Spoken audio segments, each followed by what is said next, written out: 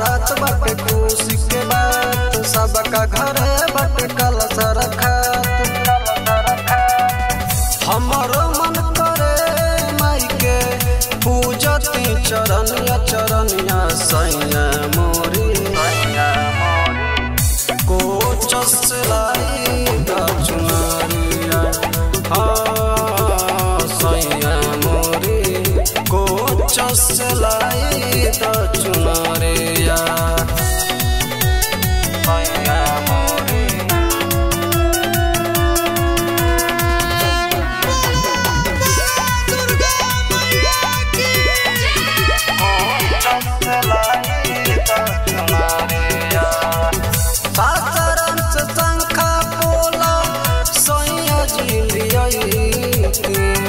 अपना घर काला सर खयते अपना घर काला सर सासाराम से शंखा पोला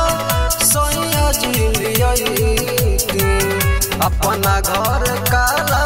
सर खयते। आवते में पंडित जी के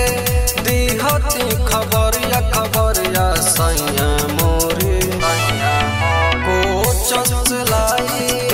चुनरिया सैया मोरे कोच सिलाई दा चुनरिया सैया मोरे बोला बोला पटन देवी मैया के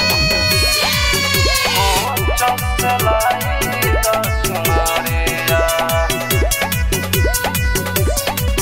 बिहारी से दिया ढकनी सबका घर से